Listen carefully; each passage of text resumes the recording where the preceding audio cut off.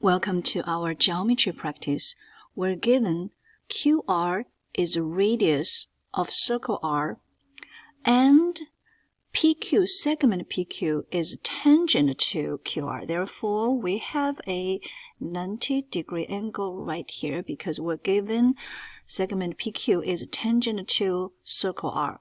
We're going to find the distance of QP.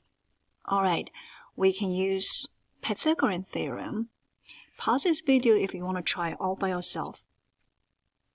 Pythagorean Theorem tells us c squared is a squared plus b squared. And here c squared is 17 squared. A squared given 8 squared. What is b squared? Therefore, b squared is 17 squared minus 8 squared. And b is under the square root, 17 squared minus 8 squared.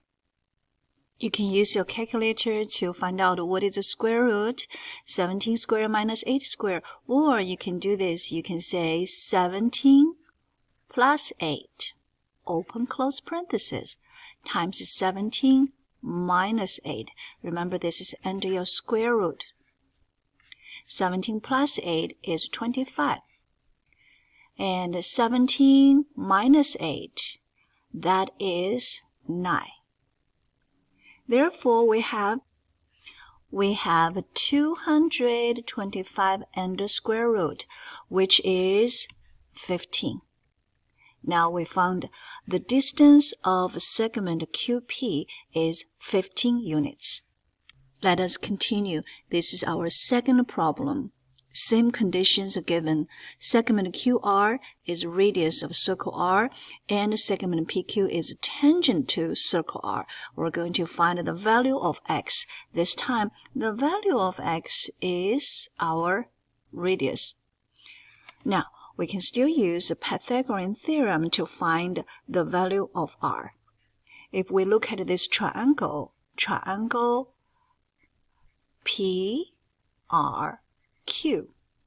we know that c squared is a squared plus b squared. Let us look at our c squared. Hypotenuse. Hypotenuse is actually x plus 18. We put in the square. And our a we don't know. So in this question, a is x squared. We do know b is 30 squared. Okay, we're gonna expand x plus 18, open close parenthesis squared. Did you remember you learned this from Algebra 1? If I have two numbers, and they're going to add, that's a sum, and then square. We say first quantity squared, next quantity squared. In the middle, we have 2 times the first quantity times the next quantity, and then we're going to add all three terms. Now, we're going to use this to expand x plus 18, open close parenthesis, and squared. We have x squared plus 2 times x times 18 plus 18 squared equals x squared plus 30 squared. Look at here, you have x squared on your right hand side, x squared on your left hand side, so we can cancel it out. And now you don't have to deal with the square anymore. You only have one variable. It says 2 times x times 18. This gives us 36x. Now, we're going to subtract 18 squared each side. You might want to say, how come we don't time 18 times 2 times? Then we get 324. Not in a hurry, because we have a better way to do that. So we're going to subtract that 30 squared minus 18 squared. Okay? All right. Now, what we can do is that we can use this part. We can review what we learned from Algebra 1. Algebra 1 says if we have two numbers, two quantities squared, and we're going to find the difference, what we're going to do is we're going to say we'll add it, and we're going to times it, subtract it. Okay, so we're going to have the sum, we're going to have the distance. Now we're going to use this part as our scratch paper. Therefore, 30 squared minus 18 squared. Without using calculator, without writing down, okay, 18 squared is 324 and 30 is 900, we can do this. We can say we're going to add it and then subtract it.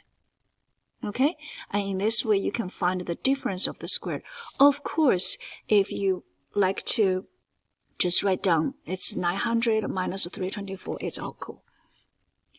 Either by using 900 minus 324, we got 576, or by using 30 plus 18 gives us 48, and then times 30 minus 18, that gives us 12.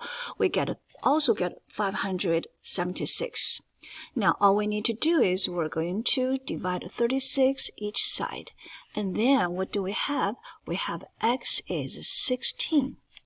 That concludes this practice. You used the idea of a tangent to a circle. We always get right triangle. Therefore, we can use Pythagorean Theorem. Happy learning.